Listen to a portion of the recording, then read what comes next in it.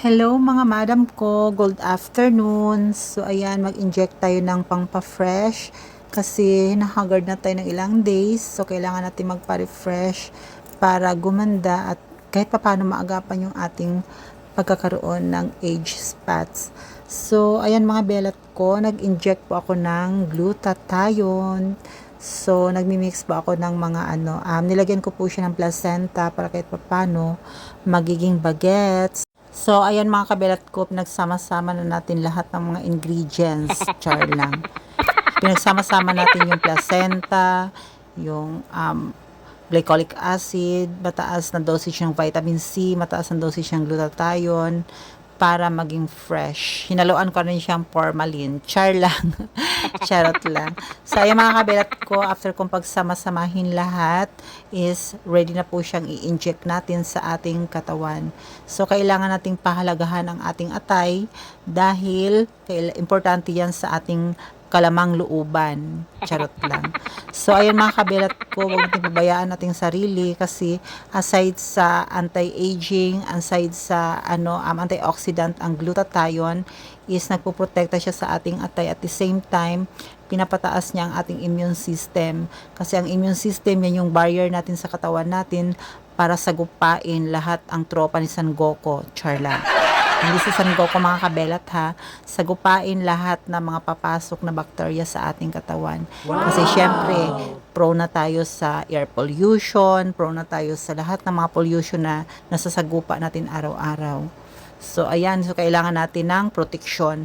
Kailangan natin mga kabelat ko, sterilize muna natin ang ating kapaligiran. Inisprehan ko po siya ng alcohol para ma-sterilize at mamatay ang mga bacteriology.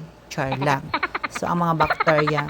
So, ayan mga kabilat, kumunti ko na palang makalimutan ang B-complex. My gosh, isa sa mga importantihan na mixture para kahit mapano gumanda ang daloy ng ating dugo, maiwasan ang mga rayuma, maiwasan ang mga pananakit-sakit dahil nagbabara yung mga kadugo-duguan. So, ayan mga kabelat ko, buti na lang nakita ko siya at napansin ko siya kasi kung hindi, Diyos ko, kulang ang mga ingredients. So, ayan mga kabilat ko, ready na siya for injecting. So, ayan, pipitik-pitikin muna bago baliin. So, ayan mga kabilat ko, wag nating kalimutan na pahalagahan ang lahat ng ating lamang kaloob-looban. Pinapaulit-ulit ko po yung sinasabi sa lahat dahil sa panahon ngayon alam naman natin na tag-ulan na, maraming nagkakasakit, maraming nagkakaroon ng ubo, sipon at lagnat. So, kailangan yan natin mga kabelat ko para tumaas yung ating resistensya, gumanda ang ating immune system para labanan ang lahat ng mga grupo ni San Goku. Char lang. Lahat ng mga bakteryang papasok sa ating katawan. So, ayan mga kabelat ko, inaspirit ko na ang mga gamot at minix-mix ko na dyan. Nilagay ko na doon sa mismong sterile water niya para i-inject na talaga siya.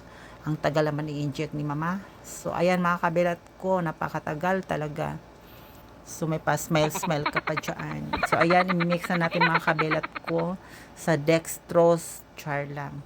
Para iturok na natin. So, ayan mga kabilat ko, after nating ma-mix, nandiyan na lahat ng mga ingredients. So, ready na siya. Ready siya mga kabilat ko, isaksak sa ating mga kaugat-ugatan, sa ating mga karayuma-rayumahan. So, ayan mga kabilat ko, wait lang dahil wag masyadong atat. Dahil i-inject din yan ni mama. So, ayan mga kabilat ko, wag natin kalimutan na magdasal para safe lagi. Char lang.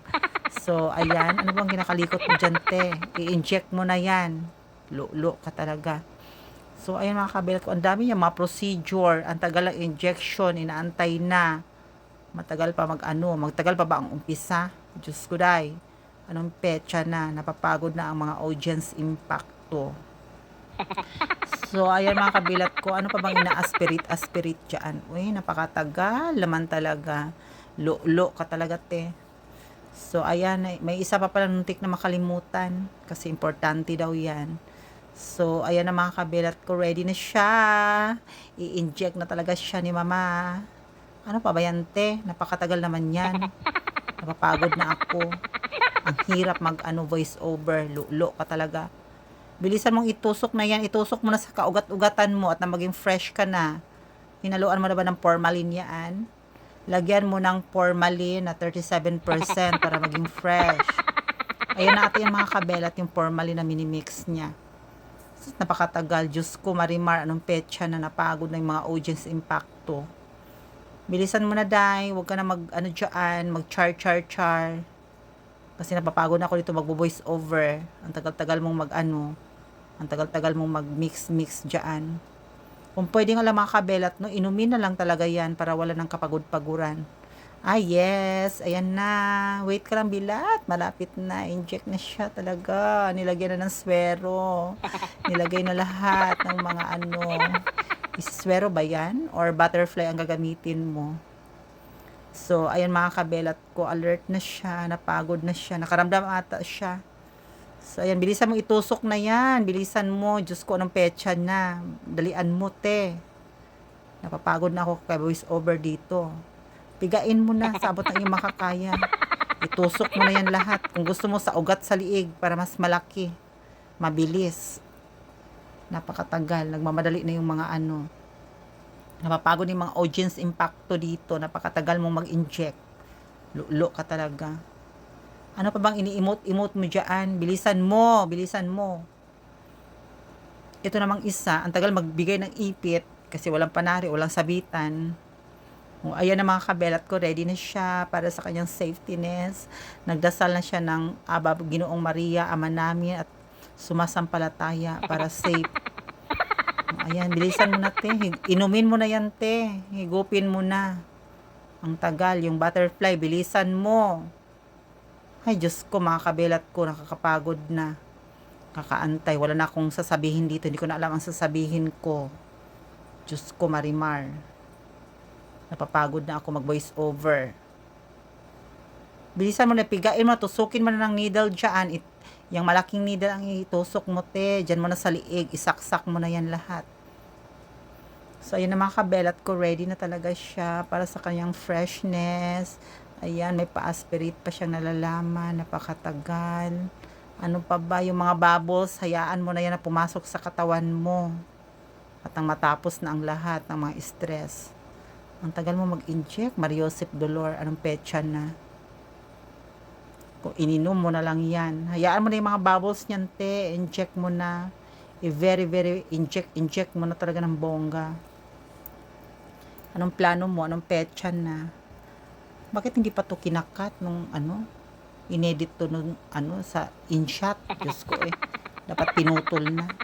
O, ayan na pala, natusok na, te. Nawala yung pagtusok mo, bakit di doon nag-umpisa? Diyos mio, Marimar.